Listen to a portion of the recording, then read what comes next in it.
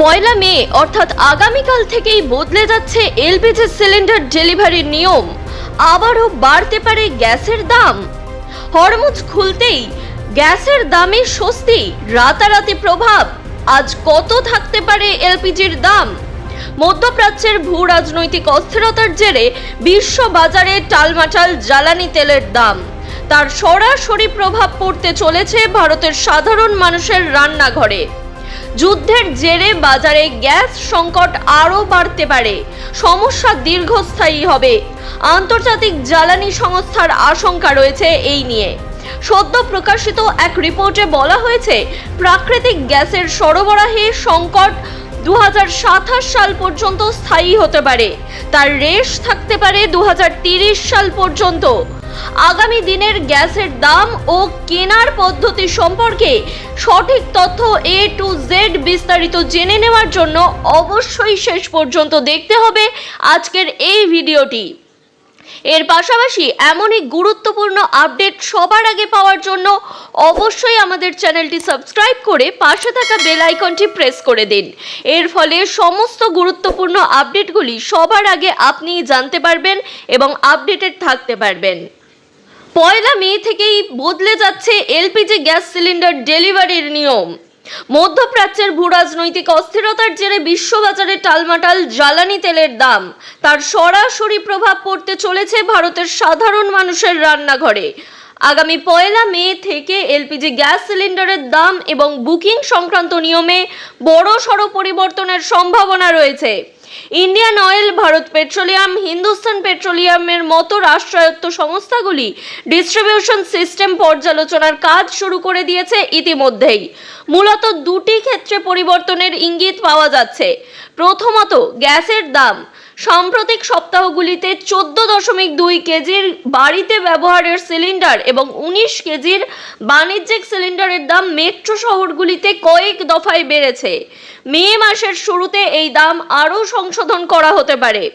দ্বিতীয়ত, বুকিংয়ের সময়সীমা। বর্তমানে শহর ও গ্রাম ভেদে দুটি রিলিফের মাঝে যে 25 থেকে 45 দিনের ব্যবধান রাখতে হয়, তাতেও বদল আসতে চলেছে।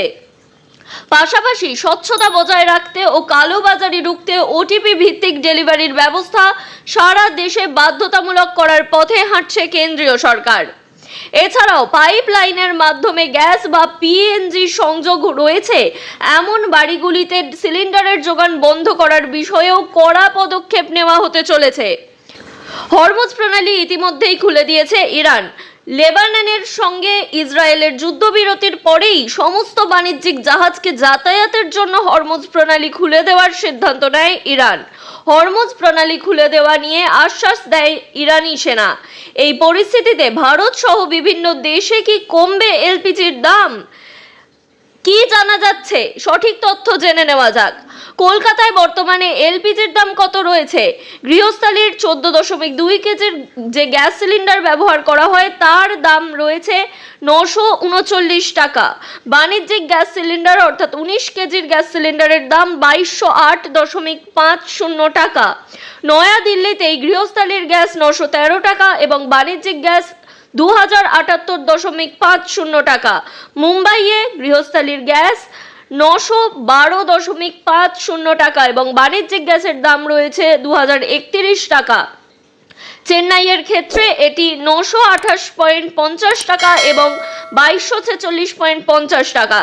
পাটনাতে গৃহস্থালির গ্যাস সিলিন্ডার পেয়ে যাবেন 1002.50 টাকায় এবং বাণিজ্যিক গ্যাস সিলিন্ডার পাবেন 2353.50 টাকায়। অপরদিকে নয়ডাতে গৃহস্থালির গ্যাসের দাম রয়েছে 910.50 এবং বাণিজ্যিক গ্যাসের দাম 2078.50। লখনৌতে এলপিজির দামের মধ্যে গৃহস্থালির দাম রয়েছে 950.50 টাকা এবং গ্যাস সিলিন্ডারের দাম রয়েছে 2201 টাকা। হরমুজ খোলার পরে তাৎক্ষণিক স্বস্তি কঠিন।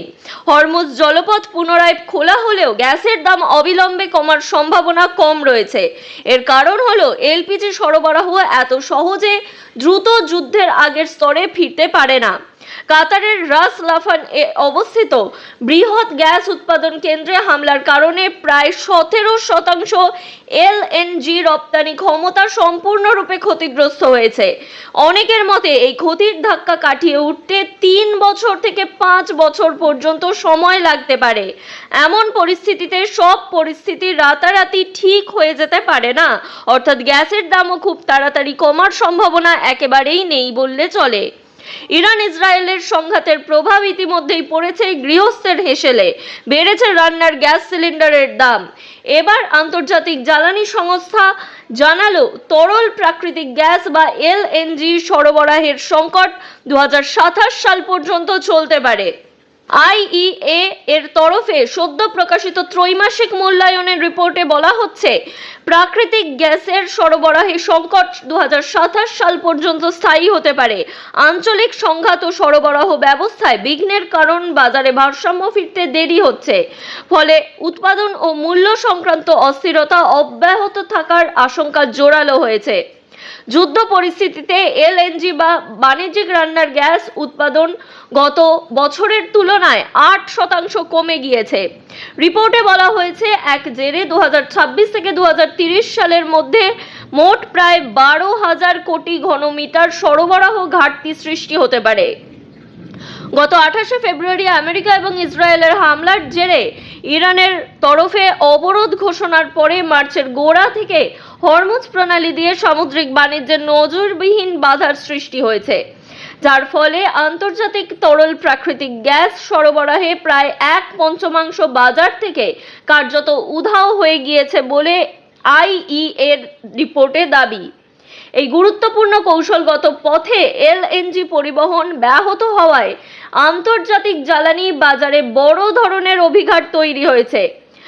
ইউরোপ, এশিয়ার বাজারে গ্যাসের দাম 2023 সালের পর সর্বোচ্চ পর্যায়ে পৌঁছেছে বর্তমানে। সংকটের এই পরিস্থিতিতে কাতার ও সংযুক্ত আরব আমিরশাহী এলএনসি রফতানিতে হ্রাস টানার ফলে সরবরাহ সংকট আরও বেশি তীব্র হয়েছে এই সময়ের মধ্যে। ফলে পশ্চিম এশিয়ায় নতুন এলএনজি পরিকাঠামো উন্নয়ন অন্তত 2 বছর পিছিয়ে যাবে বলেই এই দপ্তর আশঙ্কা করছে। এক্ষেত্রে 2026 সালের 1 মেতে কোনোভাবেই এলপিজি গ্যাস সিলিন্ডারের দাম কমার সম্ভাবনা নেই, কিন্তু এই সময়ে দাম কমলো কিনা সেটি জানতে পারবো অবশ্যই 1 মে, অর্থাৎ আগামীকাল এলেই। সেই সময়েই তেল সরবরাহ বা গ্যাস সরবরাহকারী দপ্তরগুলির সঙ্গে রিভাইজ করে নতুন দাম প্রকাশ করা হয়। তাই 1 মে পর্যন্ত অপেক্ষা করলেই জানা যাবে যে গ্যাসের দাম কমলো না বাড়লো। তবে এই মুহূর্তের ভবিষ্যৎবাণী অনুযায়ী গ্যাসের দাম কমার সম্ভাবনা অদূর ভবিষ্যতে নেই বললেই চলে। তাই সেই মতোই পরিকল্পনা করুন এবং এই বিষয়ে কোনো রকম কিছু জানার থাকলে অবশ্যই কমেন্ট করে জানান। আপনাদের প্রত্যেকটা কমেন্টের সঠিকভাবে রিপ্লাই করা হয় আমাদের তরফ থেকে, তাই কিছু জানার থাকলে একেবারেই আমাদের জানাতে ভুলবেন না। এর পাশাপাশি এই ভিডিও গুরুত্বপূর্ণ মনে হলে বিপুল পরিমাণে শেয়ার করুন, যাতে আপনার পাশাপাশি থাকা সকলেই গ্যাসের দাম কত হতে চলেছে এই বিষয়ে সঠিক তথ্যটি জেনে নিতে পারেন।